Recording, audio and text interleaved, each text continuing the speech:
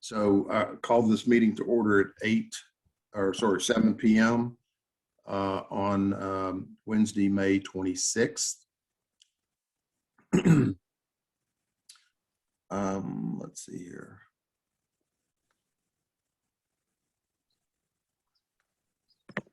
Okay, so I hit the button that said continue on recording.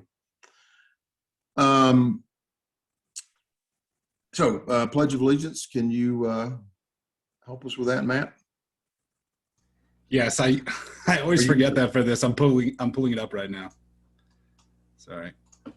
USA flag.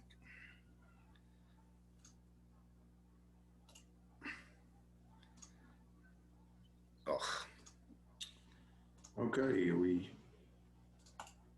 we're almost there. All right, ready? I pledge allegiance to the flag of the United States, to the republic to which it stands, one nation, under God, indivisible, with liberty and justice for all. Amen. All right, thanks, Matt.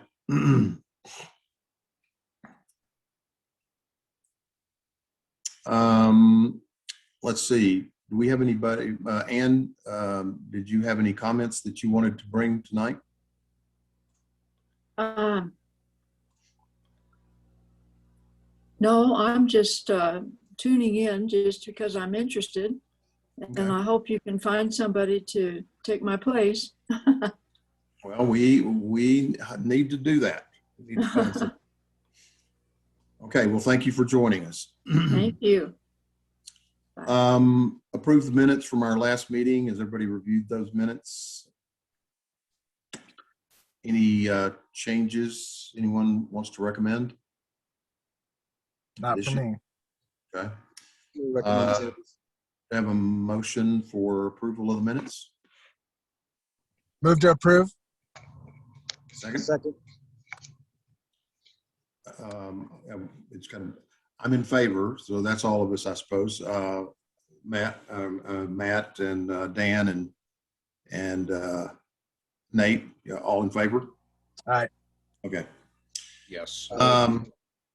Okay, so everybody has received Rich's revised evacuation plan, and I assume you provided input to Rich on that. Did anyone provide any input? I did. Yes, I gave him some notes. Okay. So do we feel at this point this is in a final form as far as a fire evacuation plan that we would want to publish or publicize for to recommend to the Board of Trustees? I'm confused just making the map. I feel like the directions are kind of confusing. I don't know how big of a deal it is, but the zones, the way that they're described, to me, when I was drawing out the map, it actually looked like a north and south zone, but I don't know how important that is, if when publishing this. But to me, when you look at the map and you look at the way that the zones are described, they somewhat conflict a little bit. Mm-hmm. I would second that. I mean, that's probably the most important part of the plan is the evacuation routes, and that Yep. is crystal clear. So I don't really have So do y'all think it's as simple as just changing north and south to west and east?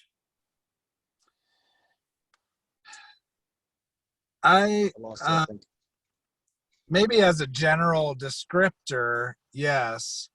And I never got with Rich. I'd sent him an email and never heard back, so we never connected on actually reviewing this together. I drew the line, the dividing line between the two zones, just kind of based on my, I guess, knowledge of the neighborhood. It essentially runs right down where I live, basically kind of between Hondo and Foster there. And so there has to be a little bit of determination, okay, like in the middle of those blocks, what's in what zone. So I just try to use, just kind of common sense on that one. And I don't know if any further descriptors really need to be considered, but I guess, yeah, if it's just a north zone and a south zone, I think that kind of is just simple, and that's maybe all that it needs to be to sort of describe the two zones. But if anyone has input on the exact delineation of those zones, it's really easy to change that border.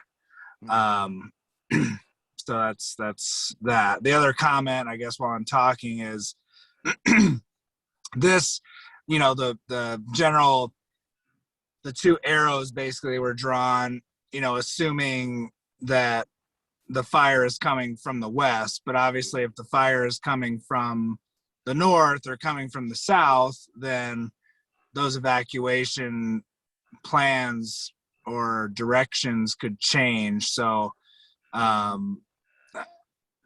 me, I guess I don't know if we need a map for, all four directions, or, That is a good point. Yeah.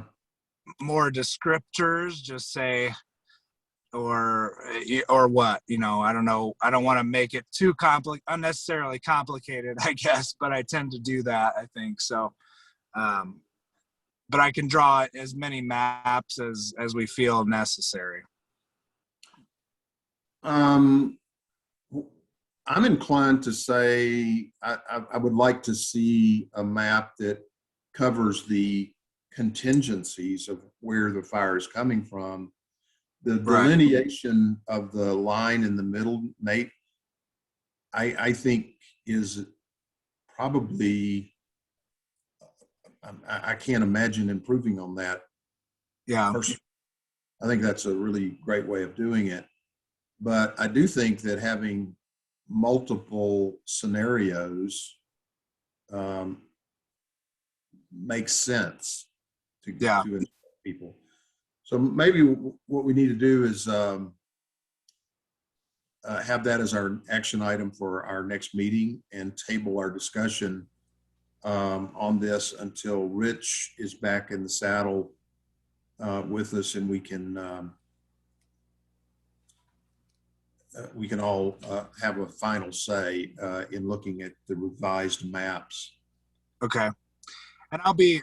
Apologies. Oh, I just got a quick interruption, guys. I'm sorry. Dan just texted me to let me know he lost signal. Yeah. So he's away. We can still run the meeting. So there's a quirk in our code that allows for a quorum to be established despite absent seats. I hope I'm saying this right, but essentially because we only have 4 people, we still have a majority with 2. Okay. And so we can continue with the quorum in the meeting properly. Excellent. Okay. Cool.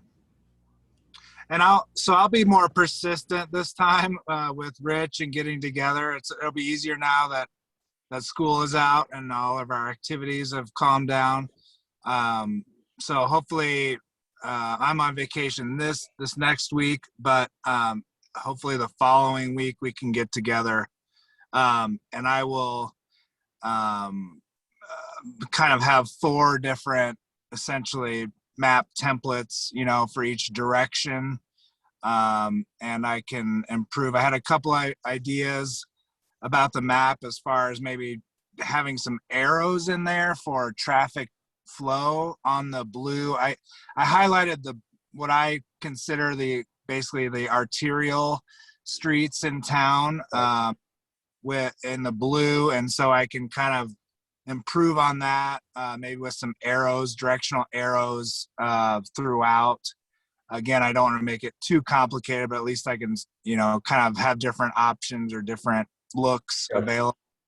And the other thing, the street labels, the particular software I'm using is not, it's a free software, so it's not as not as, doesn't have all the options as the mapping software that I was used to using previously. So I need to figure out a way to kind of get the street labels a little bit bigger and be able to customize the placement of those. And also the layout itself. I think we talked about having it 8.5 by 11 as a good size in general. The other option, but if so, I need to just get the labels bigger. The other option would be to have like a ledger size, which would be like, 11 by 17 that folds, that could potentially fold into an 8.5 by 11 size, but that would make labeling a lot easier because it would be a larger format in general. Sure. But I can just stick with 8.5, 11 at least for example purposes to go over with Rich. Okay. Well, I think you've done a great job of this, Nate, and I really appreciate it. I like the arterial blue that you, because I do think it helps clarify and provide a little, it's easier to look at when you have that. So yeah, I think it looks great. Okay, well, I'll just improve on the labeling and the directional arrows and things like details like that. Hopefully I can figure that out in the software. Otherwise, Matt, do you know if the town has purchased any of the ESRI software packages yet? Not that I'm aware of. Okay.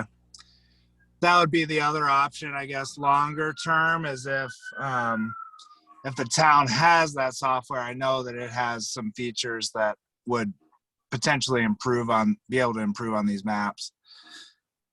A thought that comes to mind is perhaps having this committee recommend the purchase of that software to the board. Okay. Yeah. It gives further backing, not just from an administrative perspective, but like if a group of people think this would be really valuable to the town, having the board aware of that seems like a decent idea. What is the cost of that particular software? I'm not sure. It varies by at least when I worked with it in the past, the cost was based on like town population.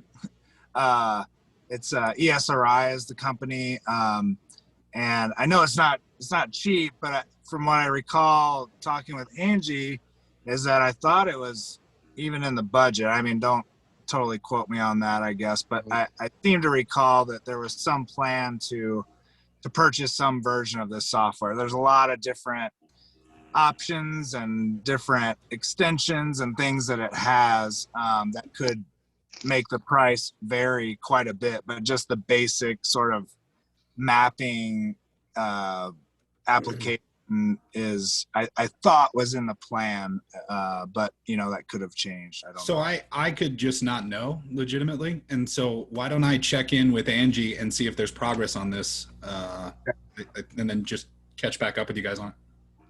That'd be great, man. Hey guys, it's Dan again. I'm back for at least a little bit. This wouldn't be coming out of our mitigation budget, right?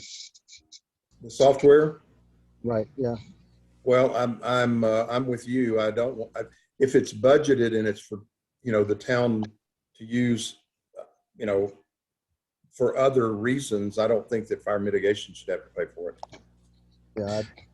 I imagine it's under admin for the planning department. But okay. Again, that's just off the top of my head. I don't think it would be from us. This would just be another use for the software, I would argue. Okay. Yeah, let's find out and let me know, Matt, if what the status of that is. Dan, while you were gone or away or disconnected, what we decided is Nate is going to make some updates and revisions to the map. And we're going to table our discussion. And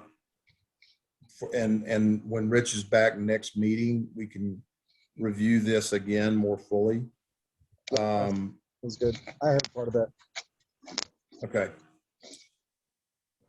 But I think what we need to also think about in the interim is how do we roll this out once, in other words, once we have it finalized and we want to present this to the Board of Trustees, what would be our recommendation for publishing it and getting it into, available to our residents and population?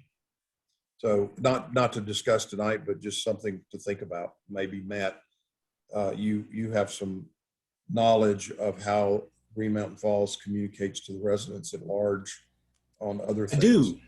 Okay. I do. It just depends on how we would like to get this out to everybody. We definitely could do something like a direct mailer. But I think you just said we could save it for the next meeting, so I won't get too in detail. Just come with some, whatever knowledge you can glean from, what the city's, what Green Mountain Falls gives us as options. Absolutely. Okay. Great. So let's move to fuels mitigation. And Dan, you wrote the letter recommending that we hire the consultant or the Colorado State Forestry Service to come and analyze the cause of the timber kill. And I think you said it probably wouldn't take more than 2 hours at like $70 an hour or something like that. So I assume, Nate, you saw the letter and you read it. Yeah. I think we could probably go ahead and get this to Angie. I don't think this is a Board of Trustees approval thing, is it, Matt? I don't think it has to be. I think You certainly could if you wanted to, but I would say in this case, since it's only $148, the town manager could make that decision. And I think Angie told me that. She said if it's under a certain threshold, she can approve it without it going to the Board of Trustees. Yes. And since Absolutely. time is sort of the essence on this, I really would like to get it in Angie's hands if everybody approves it, so that we can move forward on this particular phase. So just before, if there's voting or anything like that, I just wanted to share, we did commit essentially the entirety of our budget to the grant request. This is just a reminder, that's really all it is. So we would be trying to request funds from another line item. So it's possible that it will get rejected. I just want everybody to understand that. And how certain, Dan, how confident are you of the 2 hours? Do you think, I mean, I would just hate to get out there and then, or them get out there and then, still just have another surprise or something that gums up the works or whatever. Man, that's funny. I just got back in right when you asked me the question. So you're asking about the 2 hours that I estimated for the tree assessment? Yeah, I assume you say that you're very pretty much confident about that. I just was, especially coming out, if it has come out of another line item. I feel fairly confident, but that's based on a lot of ignorance. I really honestly don't know what it entails for them to do a tree assessment. I'm assuming it's a lot of walking around and looking at it, not having to take like core samples or something that's more time intensive. So I feel like it's probably going to be 2 hours, but I mean, if you guys want to estimate longer just to be safe, I'm fine with that. I would agree with estimating more. On the off chance that it does take longer, at least we're requesting on the higher side rather than we only get $148 and they need another 2 hours and we got to go through this process. Why don't we bump it up, to double that and go for 300 or something? Do like a not to exceed amount, a request or something like that, and just something in that wording, just to give that cushion or something. Yeah, and if I can, I mean, if he comes out and it takes him 30 minutes to do it, there are other trees in other areas that I can have him look at, but I don't know if that needs to be written up in the proposal or the memo or not. Um, I would say, oh, sorry, go ahead. I was going to ask, so Dan, you are traveling. When are you coming back and when could you revise this request? I will be back on the 7th. Okay. Do you have the ability to, when you sent this out, was it in a Word format or was it in a, Yeah, I think I wrote it up in Word. If there's only a few things to edit, just tell me what to edit and I can make the changes. that's what I was going to suggest, is rather than wait for Dan to get back, we could go ahead and make the edits and submit it to Angie. Yeah, I have no problem doing that. Okay. Hey guys, Do we need to vote on it again before we send Well- it out, or can we? So I think that Nate had a good idea that we make it a not to exceed, say $500, but our expectation is that the cost will be $300. Okay. Yeah, I think that's fine. Okay. So if you want to run it by me, Matt, if you want to make the revision and then run it by me, and then we can submit it to Angie. But let's vote on that real quick. One question. Is there another area, like Dan was talking about, if he comes out and it takes a half an hour for Iona, do we want to even bother with another area, or do we want to just keep it simple and stick with that Iona spot? You know, we can keep it simple, based on my assumption that he's not that busy. But if I call him and ask him to come out, and it's hard to schedule a time because he's so busy, it might be good to strike while the iron's hot and have him look at some other trees if he has time. Because if you look at the hillside, when you're on the the north side of Green Mountain Falls, you see all the dead trees, and Yeah. it kind of would be good if he does have time to start taking a look at what's going on with the trees in there. So, Well, I think, I'm sorry to cut you off, Dan. I talked to Jesse Stroop last night, and he said that there's some infestation that they've got over at Wallace Reserve that they're going to have somebody look at that's spreading. And I was walking around in on the town-owned land behind my lot today, and I'm seeing a lot of mistletoe. I'm seeing a lot of dead trees. So, we've definitely got issues. yeah, and to be perfectly frank with you, it's not necessarily a bad thing that some of these trees might be dying and thinning out, but we are the fire mitigation committee, not necessarily the forest health committee. Yeah. But it would be good to know kind of what we have going on. And if Jesse Street wants to check to have someone come out and assess on it, that's fine too.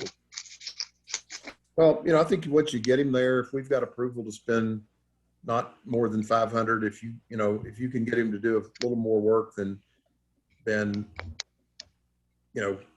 somewhere between 300 and 500, let's get all the value we can while you got him there. Yeah, I think we should, like I said, we'll just make hay when the sun's shining. So guys, this is Adrian with Cusp. I just wanted to ask one quick question about that. Is the goal of having them come out and do these tree assessments, or are we just trying to figure out if it is indeed beetles, or what are we hoping to learn from these assessments? So I can answer that, Adrian. That's my plan, is to get an assessment to see basically if they are beetles, or if they're beetles, or if there's some other kind of disease that would alter our mitigation process. So if they're beetle kill, and once we fall the trees, do we need to cover them for a season, or is it something that we can? Basically, this is going to all go into how long it's going to take to mitigate, and how much it's going to cost. Okay. So I mean, it's I think it's always a good idea to keep the State Forest Service involved. I will say the other day I was at the State Forest Service office and I was talking to Mike Till, and Green Mountain Falls came up, and we were talking about it. And he was kind of, him and I were kind of in agreement that, I mean, if it is beetles, there's really nothing special that we would have to do for beetles, because the beetles are there. They're an endemic species. They're not going to travel too far. If the tree's already dead, they've probably already flown. So that's kind of my good news, I guess, is that if it is beetles, hopefully we won't have to worry about it putting a big monkey wrench in the mitigation process. But still a good idea, I think, to get a forester out from the State Forest Service office to take a look at it, just so that they know what's going on. Yeah, hopefully that is good news. But I feel like it's probably best for us to do complete due diligence to just make sure that whatever we're doing isn't going to exacerbate a problem. Sure, yeah. Yeah, more information at this point is better. So are we then in agreement that we want to modify Dan's letter to read not to exceed 500 with an expected cost of not less than 300? I guess we would say expected cost of 300 and not to exceed 500. Yes, okay. So do I have a motion that we amend Dan's letter and submit it to Angie? Yeah, so moved. Second? I second. All in favor? Aye. Aye. Okay. And you'll run that by me, Matt? Absolutely. Okay, thanks. While we're at it, Matt, you brought up a subject about the dedication of the funds that are in the budget. Could you throw the Michelle Connolly's letter up on the screen? And I just wanted to ask everybody if they have had a chance to read this letter. I hope this is the letter you're referring to. No, it's not. Give me one quick sec. It was the one that was in the Board of Trustees where she was laying out sort of the, you know, all the things that they wanted us to consider. Okay, I'll pull it up real quick. I just pulled the wrong letter from this.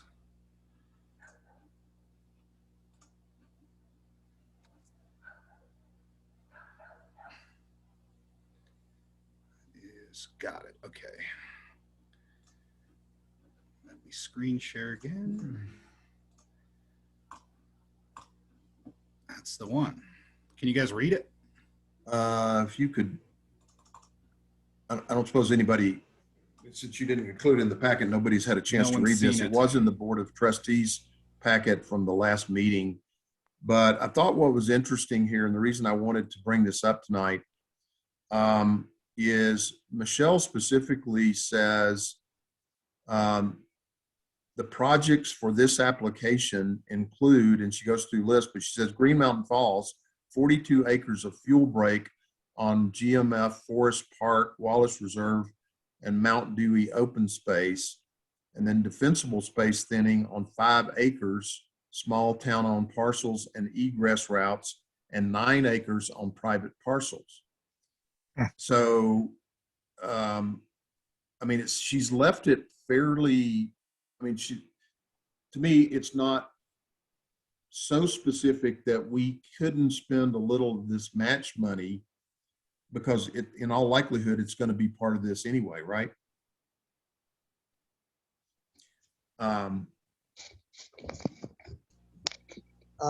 This is the first I've heard of these proposed plans. So, or these Who's proposed talking? projects. That Who should be was that? Dan. That was Dan. Okay. Yep. Yeah, Dan, that's why I wanted to make sure that we talked about this letter tonight, because this was presented to the town by Michelle Connolly at CUSP prior, and it was included in the last Board of Trustees meeting. And I thought, man, this is really good stuff. Yeah. Because it covers a lot of what we've been talking about we need to do. But then she says proposed funding for Green Mountain Falls includes the 2021 Forest Mitigation Committee budget of $16,975, and that's what Matt was talking about, that we've already dedicated it to them. But then current Thomas Trail fuel break, that's what's currently underway, I think, Adrian. She talks about how we have yet, to complete that. It should be completed. I'm doing a final walkthrough of it tomorrow. Well, if you're going to be up there, I'm going to be there at my house, Okay. out there on Hondo. I saw some trees today that I think y'all missed that have mistletoe. Okay, yeah, I mean, there's going to be some that we have to leave just because the ground can only handle so much biomass. So we're kind of getting over our biomass. Right. But okay. Well, I think we'll be, sorry to derail this too much, but I think we'll be down there around, I don't know, 9:30-ish. We can swing by and knock on your door and have you come walk with us if you want. Okay, I may not get there until about 10. Okay, well, if you want to come out and find us, we'll be making noise. I'm sure you'll be able to. Our house is under construction. You know the one? Yeah. Okay. So I'm supposed to meet some people in the morning to, at the site. But anyway, if we can connect, that'd be great. Yeah, absolutely. I'll email you my phone number if you don't have it. Okay, that'd be good. You have my email, I think. Yeah, we've been emailing each other. Okay. Yeah, I have. Then she also said there's a $45,000 anonymous commitment toward fuel break work, and nobody knows where the heck that's coming from. And then there's 13.5 of private parcels commitment. And then the town of Green Mountain Falls needs to determine for the years 22, 23, and 24 for implementing a 25-acre fuel break treatment and defensible space treatment on town-owned property and parcels to augment the funding available in 21. So this is a fairly specific list of things that CUSP is envisioning. And I think it plays well, Dan, into our fuels mitigation concept that we're working towards. Absolutely. I think I need to give Michelle a call and set up a meeting as soon as I get back. And I would suggest that maybe we invite Michelle to our next committee meeting. Well, yeah, that would be good, unless Adrian is prepared to talk about this in her. I don't know if Adrian and Michelle are interchangeable when it comes to this sort of stuff. Adrian, certainly not interchangeable. I'm more on the ground. She's more numbers. So she would be able to speak to the actual numbers that we're looking at here in more detail than I can. If you guys have questions, I may be able to answer them for you right now. But if you're looking for just a brief overview of it, I think Michelle's probably the lady for it. Yeah, I really would like to find out a little bit more from her. So Dan, if you want to reach out to Michelle and have a discussion with her, invite her to our next meeting, that would be great. Yep, I'll put that in my to-do list. And can someone forward this this letter to me? Matt, can you forward that letter to Dan? Absolutely. I'll make a note of it. I have a question about, so the 2020 work that was delayed and the 4,800 still to be invoiced, is that affect the 2021 funds, or is that our? No, in the last Board of Trustees meeting, we presented that issue to the board, and they agreed to allocate some other general fund money to cover that $4,800, so that we would not lose the almost 17,000 that's in the budget for fire mitigation. Okay. That was it. And I got the invoice, I want to say a couple days ago. We're cutting a check this week. Did you say that was at the last meeting? Because last I heard, that money had kind of disappeared. So they did find it and they found a way to get that. Yes. Angie committed to a certain line item. I can't remember which one it was off the top of my head, and it's driving me nuts, but she was able to find Okay, funds. cool. And then that anonymous amount, does that mean that the money has been donated from somewhere? No one knows where from, but nonetheless it's there or somewhere to be spent? Well, that's a good question that I don't know the answer to. That's why it'd be great if Dan could talk to Michelle and get a little more color on that. Yeah. I think we need to know so that if we have a clearer picture, then we can really go hard after, our planning. Yeah, I'd like to just know if that was funding that was committed directly to CUSC, or is it like who has that money? And I'm fine either way. And honestly, I don't even really care too much about who was writing the check, other than us maybe writing them a thank you letter, as long as we can get that money into some mitigation projects. Right. So let's see what we can find out on that.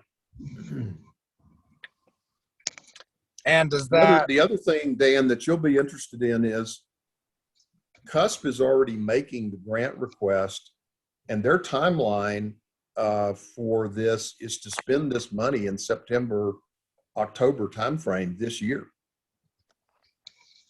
Great. Or at least start spending it, I should say. I mean, and it sounds like she's already got projects lined out. Yes.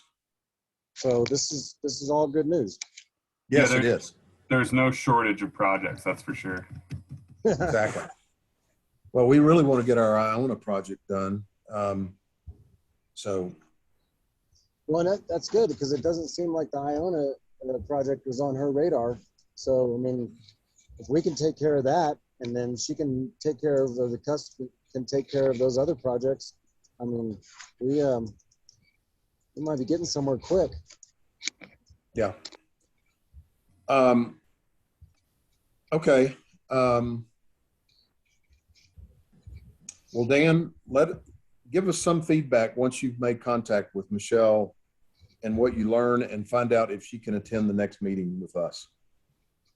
Yeah, absolutely. I will. Okay. I'll get on as soon as possible. Okay, thanks.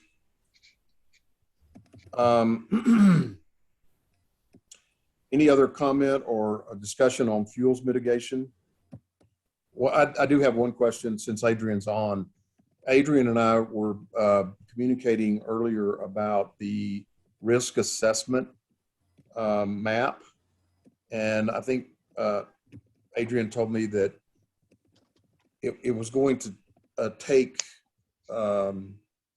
somebody coming in and doing the assessment, and he was not sure if he had the funds available. So I assume, Adrian, you're checking on that for us. Yeah, so where it stands right now, we don't have any sort of funds in any of our forestry grants right now. We might be able to pull funds from somewhere else. What I'm trying to work with right now, though, is we just hired 3 new crew members, and I'm actually giving them a home ignition zone assessment training on Friday. So the grant that we're using to pay for their salaries, included in that is a good amount for training. So what I'm hoping that we can maybe do is have them do all of the HIZ or home ignition zone assessments in Green Mountain Falls. Yep. And use that as training, since it would be training for them. So then that would be covered. Then all we would have to do is find funding to actually have our GIS department create the map. Well, that would be fantastic. So I'm working on that right now. Michelle and I have been emailing back and forth for the past couple hours about it. So hopefully we're able to figure out something here soon. Okay. Well, keep us posted, please. I'm sorry? I said, what did we do, Green Mountain Falls? What did we do to deserve you guys? We're actually working on fire mitigation as a town. Yeah, you guys are at the forefront. You guys are a passionate town. You're a town we care about a whole lot, and I'm not just saying that to suck up. So, Cusp is proud to do everything that we can to do to help you guys out. It's much appreciated. Question about the map you just mentioned. What is that map for, or what's it for specifically to fund, I guess, or what's the funding piece of that? The funding piece would be we would just need to have our GIS department use. So the way it works, and I'm not sure if I've emailed this out to the group or not. If I haven't, I can if anyone's interested in seeing it. But in Palmer Lake, we did it. A couple subdivisions of Woodland Park, we did it. A couple subdivisions of Divide, we've done it. But what we do is we go out and we do assessments of every property in the town or subdivision or whatever.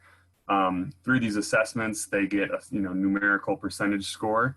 Then you take those scores and you assess. You basically take these scores and you assign them a green, yellow, orange color-coded thing that shows their risk, and then you plot that on an actual parcel map that you take from the county assessor. So what it is, it's a map that shows at the parcel level risk areas throughout the town. If I had that data for each parcel, I could easily assign that to, basically that same base map I've been using for all the other ones. That wouldn't be that hard. Okay. Would you need, so what we normally do is we use like schedule numbers that we get from county assessors. Would you need that, or is all you need the address to take it and run? Because if all you need is the address, we can make this really quick, and I bet you we can figure this out and get it done for free. Yeah, either one, but I think I could work with the addresses for sure. Okay. Yeah, whatever's easier. Okay.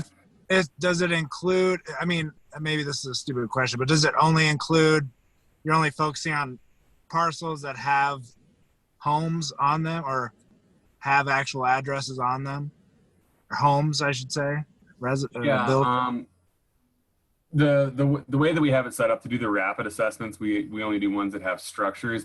Seeing as how in fire event situations like this, that's kind of the thing that we're focusing on, is the structural ignitability. We could do something where we have a structural ignitability assessment and a actual blank, bare lot assessment. But that would be more flipping back and forth, more training, might take longer. So normally what we do is just if it has a structure on it. Yeah.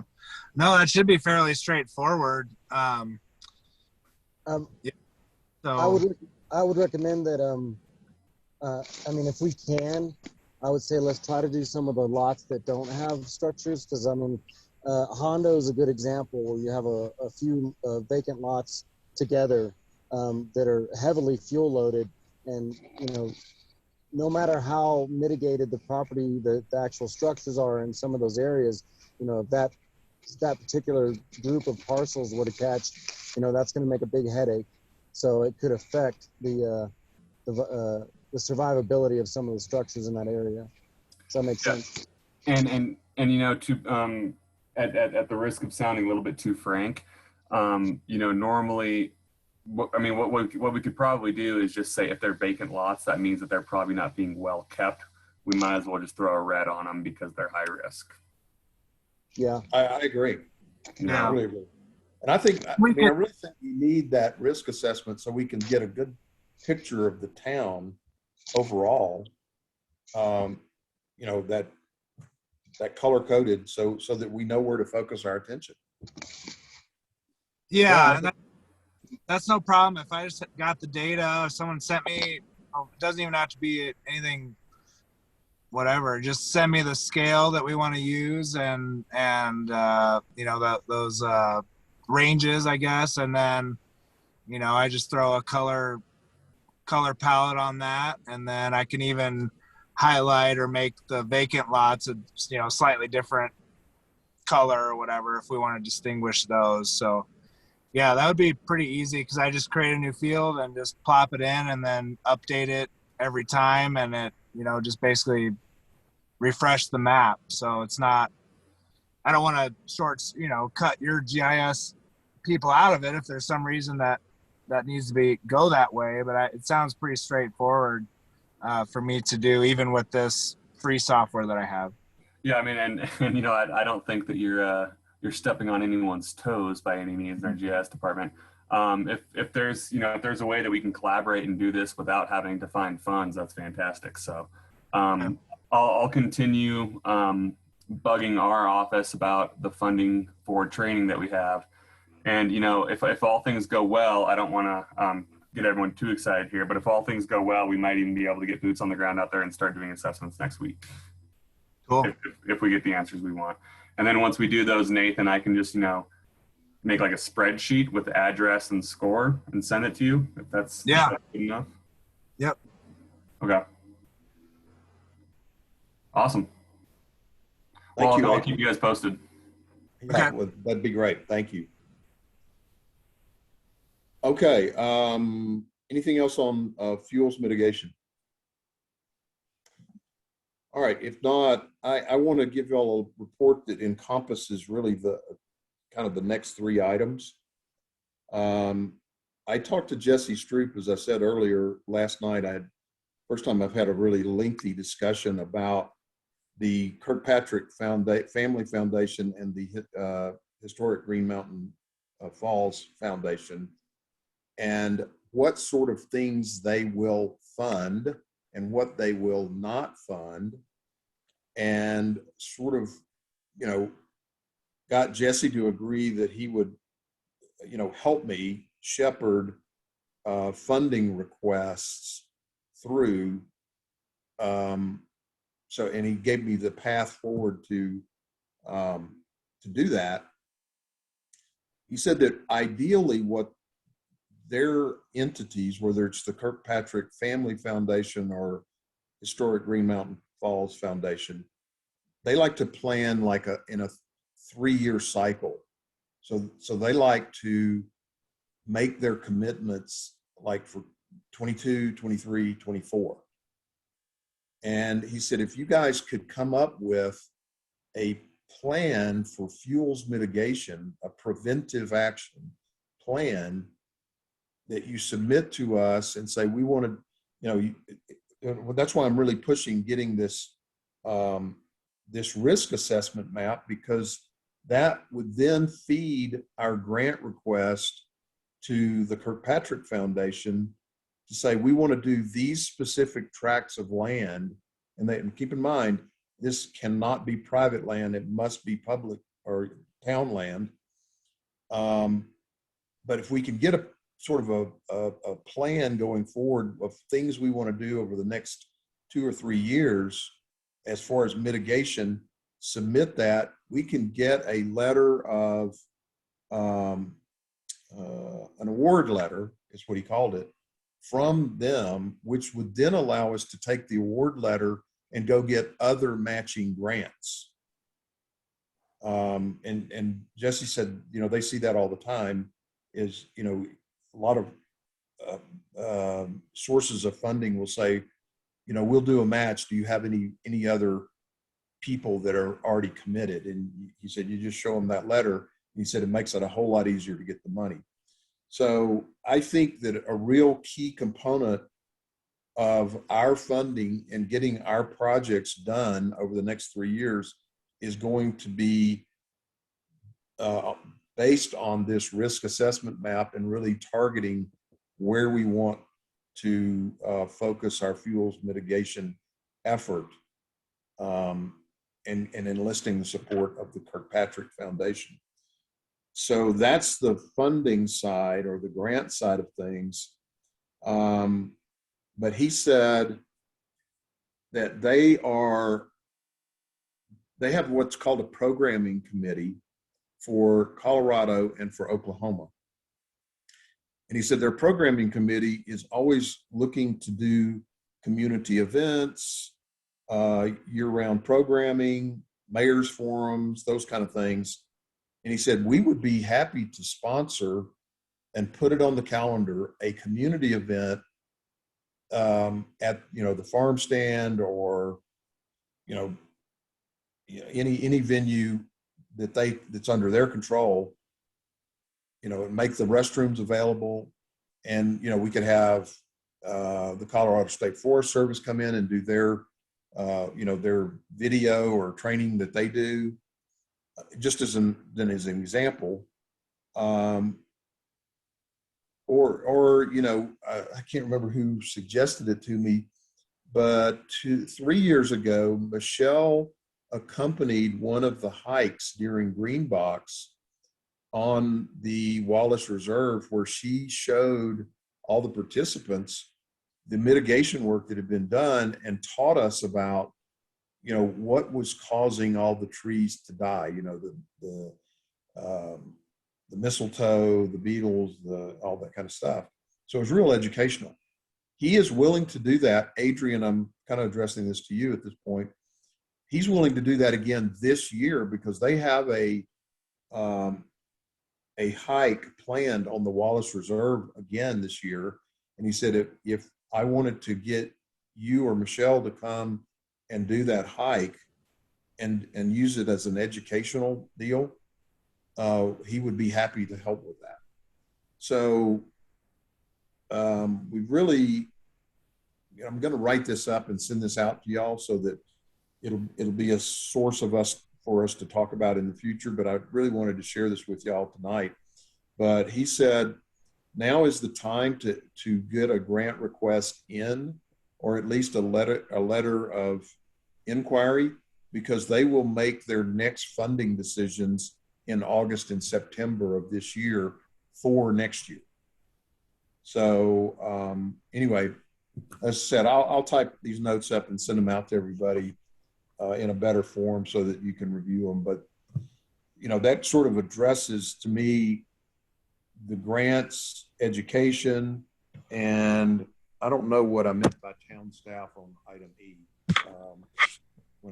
That one was actually one that I threw in. I don't want to make it a habit of throwing stuff in for me, but I did have one update whenever you're ready for all right, it. well, so then, unless there's some questions from anybody, we can move to that, but let's stop and just, if anybody has any questions about grants or education, please. Question about the risk assessment. You mentioned Green Box is focused on town-owned land, but the risk assessment that Adrian's going to be doing focused on private, if I'm understanding that correctly. But maybe based on Adrian's knowledge already of our kind of the town-owned parcels that surround the town, maybe we can just already assign, a high risk value to those. I don't know. I guess my question is, do we need to wait for all the private assessments if we're just focusing on town land? And my assumption would be most of the town land, like up Thomas Trail and Dewey, most of that would be high risk as it is, and we all kind of know that. Is that accurate? I don't know. Does that make sense? It's not far from accurate. Okay. Something like Dewey Trail, I wouldn't be as concerned about a lot of the stuff as I would be like Thomas Trail and Wallace. But I mean, yeah, you're right. I mean, really all of the west side is... Yeah, I mean, and the west side and the vacant or, quote unquote wild areas around are going to be high risk. Okay. I mean, what I've seen, it's Green Mountain Falls has a higher risk rating than Paradise did before the Paradise fire. Right. Yeah. Where is that information? It turns a lot of heads when foresters drive up the pass and they look at Green Mountain Falls. I mean, it turns a lot of heads. So I mean, it's a high risk factor for sure. Yeah. Where is that information published as a factual piece of information? It's been about a year since I looked at it. I'll try and track it down again. Yeah, I remember. I've heard that cited before, and I've always just taken it as, that's a fact. But I found myself wondering recently, if somebody challenged me on that statement, where would I tell them that that's published? I can probably find it for you. I know Captain Steve Murphy had a spread in that same article. I can probably find it for you somewhere. Okay. And, Yeah, and I just could- reminded us in the chat that some of that's in the comp plan, but I don't know if it's sourced or how it's sourced.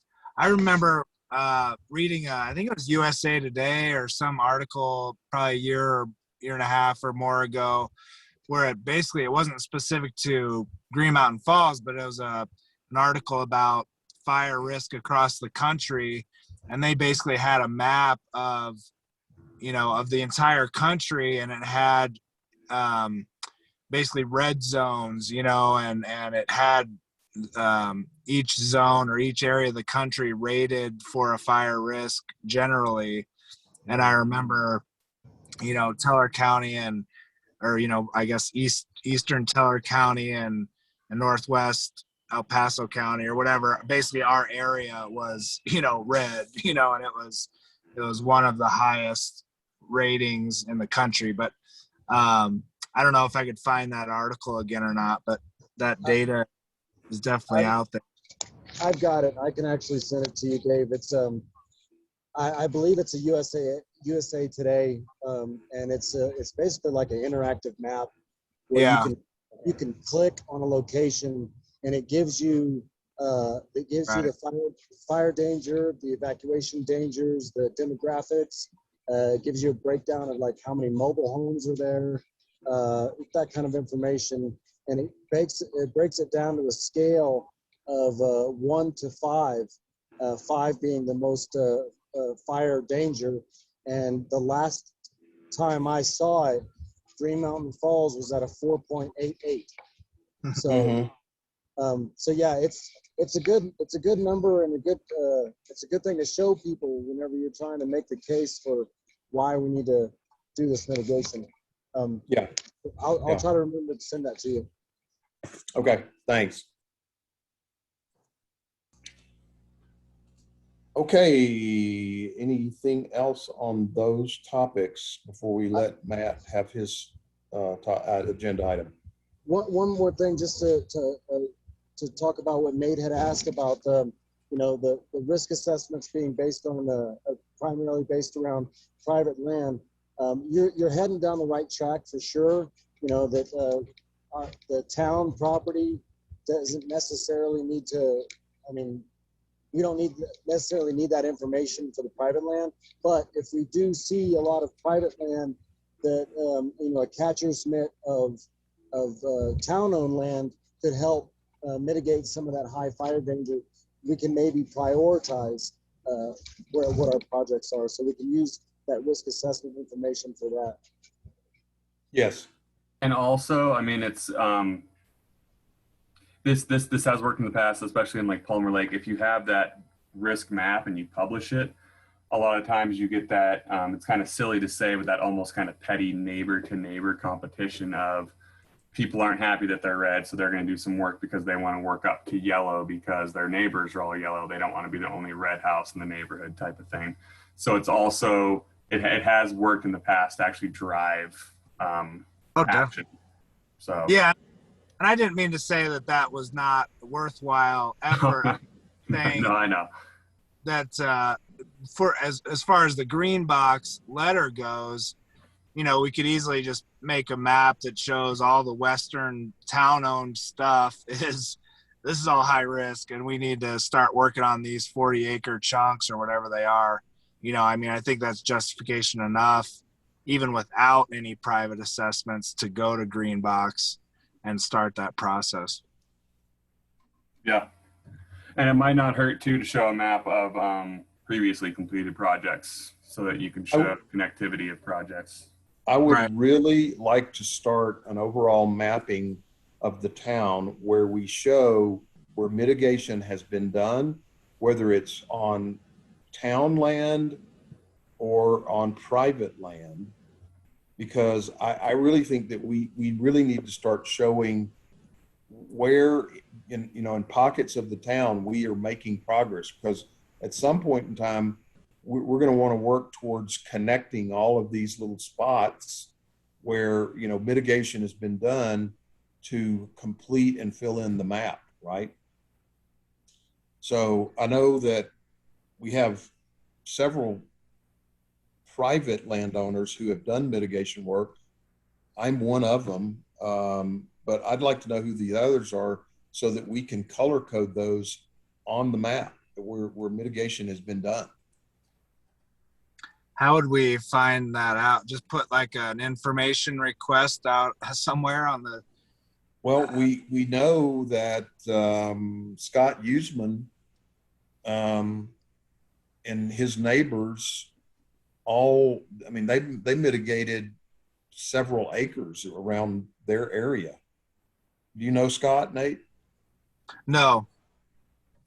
Rocco does, and we just need to, start sort of gathering that information. I think if we can put the word out there, people will start, giving that information to us. Yeah. And if we need to start the map. If there are projects that CUSP has been involved in, I have all that GIS data. That'd be easy for me to get. Scott Usman, I was actually just talking to him yesterday. He's working on a project I'm going to help him chip later on in the year. I'm sure that he'd be more than happy to help out and say project areas that he's worked on as well. Yeah, that'd be great. And if you have, I know I have the two recent shape files of the current and future CUSP projects, but if you have any other data in the town, I can easily throw that in the map. Well, if you want to start the map, Nate, you can put me on there, 11145 Hondo Avenue. We did, the cost sharing with CUSP and did ours 2 years ago. Okay. And Nate, would you need, I mean, if I just take like a screenshot of my, GPS collecting system, or do you want addresses, or what works best for you? Probably just you're talking about the same, like the cost sharing thing that yeah, like if it's projects that CUSP has been involved in, I mean, you just want the addresses of people that have participated? Yeah. Okay. Yeah, there were several people in town that contacted Michelle and participated after we did. So okay. I know for a fact that there are other private landowners in Green Mountain Falls who have done it. And Falls Avenue was a CUSP cost share that was a big chunk of town. So yeah, it's starting to spread, like wildfire, pardon my pun. Well, I really think that that's going to be a key education document for us to show people where we've already done mitigation and where it is in proximity to their own land, and to sort of build some momentum with people. Yeah, without a doubt. So I think we have a lot of people who are interested and want to do something. They just need some help. And that's one of the areas of education we need to start developing. But Matt, I've had people tell me that they're calling town hall, the government, and saying we need help, but they're not, nobody's there to help them or guide them or anything. So I don't know if you're fielding. I've responded to multiple emails and calls. Addressing this directly to multiple citizens now. I usually send them over to Forest Service grants. I can't remember the exact website, but they have a section for private property owners and individuals to get some kind of funding. But I mean, it is ultimately their responsibility to pay for stuff, and the town doesn't have any programs. Sure. But CUSP has a program. No, I know. And so I can, in terms of developing this type of education piece, they're calling me and I'm giving them what I know. But if we had a more cohesive piece that I could just pass on, that would be awesome. Yeah, that's what we need to develop. Okay. Would it be helpful? I mean, I know that, there's just a plethora of information out there.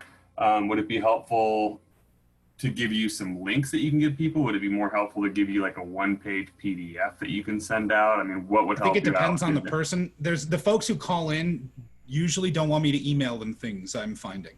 And so if they usually want me to tell them information over the phone. And so if the links have info I can direct them towards, great. I could just use that. And then in terms of any links that you can provide me that leads to pertinent information for folks interested in doing mitigation, of course, I'll totally pass those along. Are they looking more for information on funding, or are they looking more for information on, That you know, seems to what be do I the biggest do? concern is Funding. how am I going to pay for this myself? And Gotcha. so if you have links or information for that, I imagine a few people would already have started mitigation if they had money or an opportunity for money to do so. Sure.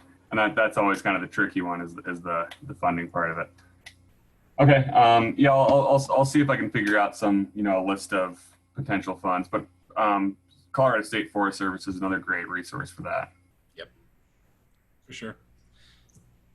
Okay. Matt, when you get those calls, do you mind just keeping a list of the people who have called you, you know, and send that to me so we can kind of keep up with the people in the town who are actually interested in doing something so that maybe we could engage them? Yes, I think it might be wise to ask them if they're comfortable with being on a list for all of this. So Yeah. I'll try and approach that delicately. Okay. I just would like to know who in the town is actually expressing an interest to the point of calling to say, hey, I want to do something, but I need some, is there money available to help me? You know. Well, now that I'm thinking about it too, a few folks have emailed me directly, so I already have their contact info and who they are and the Okay. properties that they're interested in working on. So I could start compiling that. Okay. So if you could maybe start compiling that list as well. Absolutely. All right. What? That could be another okay. too. Oh, I didn't hear the last one. What'd you say, Nate? I just said that could be another map too. Yeah. Just Yeah, Yeah. exactly. Okay. Anything else on mitigation, grants, or education? Okay. Good discussion on those topics tonight. All right, Matt, town staff. Yes, so this is going to be super quick. Like I said, I don't want to get in the habit of taking up time at the meetings because this is all really good work and I'd rather focus on that. First news, of course, this was announced a while back, but we're opening our doors again finally on 5/31. We're actually going to be open on Memorial Day. I'm not going to be there, so if you guys are trying to come in and see me, I'm going to be camping. But Angie will be in the office. So if anybody wants to swing by, I'll be back in Tuesday. But with that, I wanted to also say we are fully a go to start doing in-person meetings in June. Okay. And so if we want to start doing that with Town Hall open again, I would be so happy to see you guys in person and get done with the Zoom stuff. So Yep, just I wanted to agree. report on that. Well, thank you. Great. All right. Old business was the evacuation plan, which I think we've already covered. We desperately need to fill our fifth open spot on the committee, and you know we really need to start, you know, presenting people who might have an interest, or maybe talking it up with people in the town who might have an interest in kind of recruiting some people. So if I could touch on, oh, yeah, sorry. Go ahead. Apologies for interrupting. I actually, so one of the folks who contacted me about nuisance trees and mitigation, I floated the idea of possibly being on FMC or coming to a meeting and just seeing what it's all about. There seems to be interest. So we might have a person show up. I don't want to say who it is just yet because I want to make sure they want to be involved before I throw them out there and then they don't show up and they're under the bus. But I'm trying to do a little bit of recruiting on my end. Okay. I shared a link with the gentleman, Fred. Are you on tonight? Yeah, so I'm on the volunteer fire department. I'm a prospect, and I'd be very interested in being on the committee. Oh, great. Well, And, you know I am how to- computer illiterate, so I've had the hardest time getting this thing going. Do you even see me? No, but we hear we you. can see that Okay. you're on. We can see that you're on the call. Okay, Right. cool. So anyway, yeah, and I'm doing my training for wildland firefighting, but they do ask me, I missed the last one because I had a CPR training, but they do ask me, what do you hear from the committee? And I said, well, I haven't been on it yet. So this is the first chance I've had to even listen to what goes on. Mhm. And it's very interesting what you guys have been saying. Well, we would like for you to put in your application, Frederick, so that we could officially consider you and have more of a discussion with you. Now, did you say in June? So would that be the next meeting is in June? June Well, 30th, I yes. believe. And then the And plan that- would be to hopefully host it in person. So there, I probably wouldn't be compromised, and I can meet you guys. Could you give me an application then, or would I was pick actually it going to up? say, let's correspond via email, and I could send you one like that if I could right away. Okay, well, let's do that then. We'll need your email, I think, Frederick. Well, I was going to say, if you're not comfortable saying it in a public meeting just yet, I can give you mine and you can send me an email, whatever you prefer. Yeah, sure, Dan. Well, we've been emailing each other, so you probably already have it. How about that? Sorry, I can't remember everybody I email. Well, actually, Fred, you've been emailing me.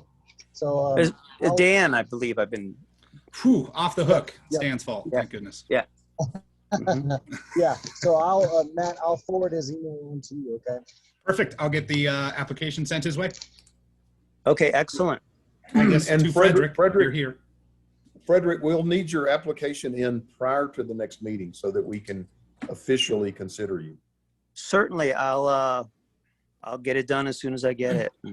Okay, perfect. And I live on Spruce Avenue. I've lived in Green Mountain Falls about 9 months now. And that's why I joined the volunteer fire department.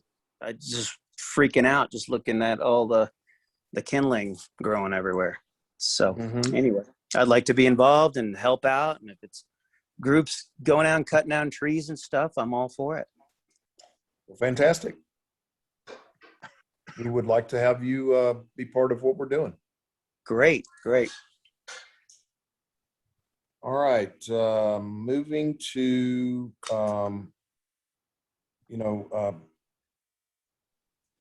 the next agenda item, number 7, new business private property fuels mitigation. I think we've sort of covered that unless somebody feels like we've got some uncovered business there. What is really after was what kind of calls Matt is getting for help and assistance, and we just need to develop more of a program around that to help people. In addition, sorry, David. Go ahead. No, I go was going ahead. to say, in addition, Dan got me a letter to send out to some folks around, I believe it was around Iona for that Iona project. So that'll be hopefully reaching out to folks about mitigating their own private property here soon. Okay, good. I'm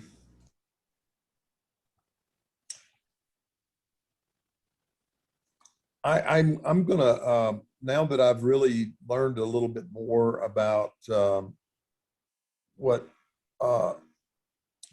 resources are available to us through the Kirkpatrick Foundation, and getting the ideas tonight, I think I'm going to prepare a more formal, we'll just call it a sort of a straw man of a what needs to be part of a fire mitigation education program. And by the way, that can include the garage over at the Wallace Reserve, Adrian, that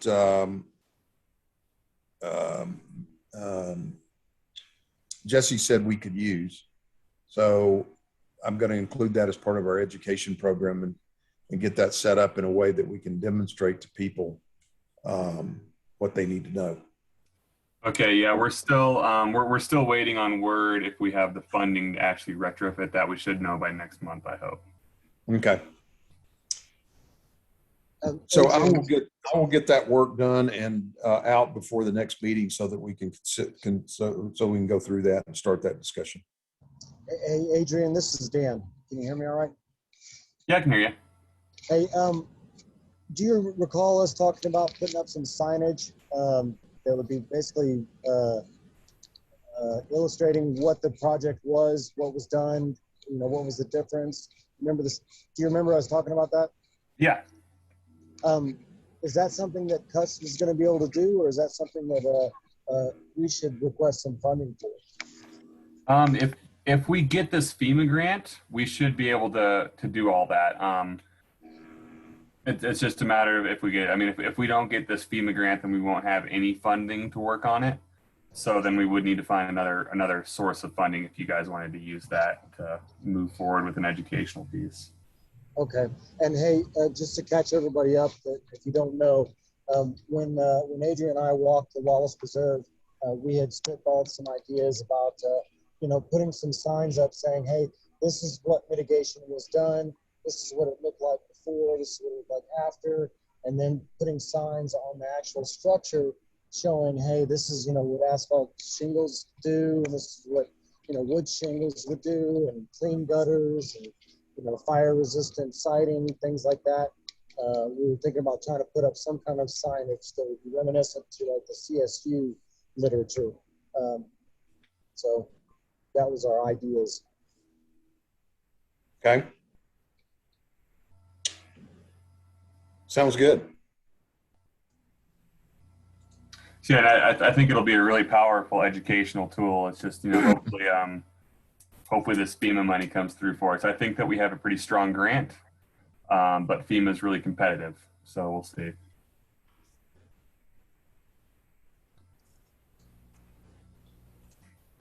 All right. We have covered the CUSP grant letter that we showed earlier. Matt, you're going to send that to Dan so he has it for his reference. Yes, indeed. And I'm also going to post an amended packet that reflects. I know it's just a procedural thing, but. Okay. And with that, I don't have anything else to cover tonight unless there's some items that I've missed or somebody feels that it's, that we need to bring up.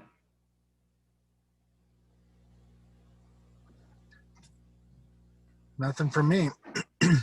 No, I I'll appreciate just it. say really quickly, sorry, this is off topic, David, but we'll be out there tomorrow. I emailed you with my phone number. So try giving me a call, and if you can't get a hold of me, we'll be out there. So hopefully you can come find us, and if nothing else, we'll swing by on our way out, and hopefully we find you. Okay. I should be around there most of the day. Okay. All right. Great. Thanks, everybody. I appreciate the participation in our meetings by everyone. And I'm pretty excited. I think we're making a lot of progress. We're getting traction on our goals that we've set. And I'm excited about where we're going here. Yeah, I will say I've sat in on a few different committees in different towns and different subdivisions. And this is one of the most, if not the most action-driven committee that I've sat in on. So it's been really cool watching you guys make all this progress. So good work, everyone. Well, thanks. That's good feedback for us. We need to know that we're heading in the right direction. You get that in writing, Adrian? Can you sign it and send it? Maybe we include it in a board packet. Yeah. Okay. Tell you what, so you draft whatever you want, and I'll sign it, man. Well, that's dangerous, so be careful with that one. So everybody's got some action items that we really need to have completed before we meet again in a month. So I hope you wrote down what your action items are. I will try to recap this meeting to sort of make sure that everybody knows what you're supposed to do for the between now and our next meeting. So let's just keep the ball rolling and, just keep making progress. I have one question before we adjourn. So once we submit the letter requesting funds for the tree assessment, about how long does that usually take? So I could start wrapping my head around when I could actually start getting an appointment scheduled. It's a phenomenal question. This will actually be the first time that I'm approaching a town manager with a direct funding request from a committee. So I actually don't know Angie's process for this just yet.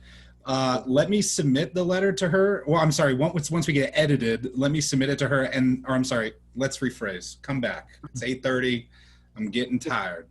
I will check with Angie first to find out the process and get the time back to you while I'm working on the edits. How's that sound?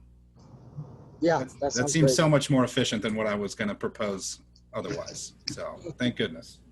You know, Matt, it would be nice if we could get that approved within the next week. I could push, but that's about all I can do. Yeah, I mean, I guess, I don't know. I mean, maybe we need to amend the letter and saying that. I mean, the sooner the better. But honestly, I mean, I would assume that if they're not expediting it, then they're not expediting it for a reason. So. Sure. Well, and I'll say this too. So to take out one aspect of expediting this process, I'll work on the edits tomorrow. And so at least at minimum, we'll have the letter done. And so it's in front of Angie rather than it's on me to take 3 days to do the edits or whatever. And then we get it to her. I'll just make it a priority. Okay. And please express to them, whoever Angie or they are, that please have them call me anytime with any questions. I can absolutely do that. Okay. Thanks, Matt. Always happy to help, guys. Thanks, everybody. Nate, I told you you'd be able to pick your kids up at 8:30. Yes, I appreciate that. Thank you. All right. Well, good night, everybody. Thank you again. And we're going to say this meeting adjourned at 8:21. Awesome. All right. Good night. Talk to you Good all night, soon. everybody. Thanks, everyone. Night. Bye. Bye.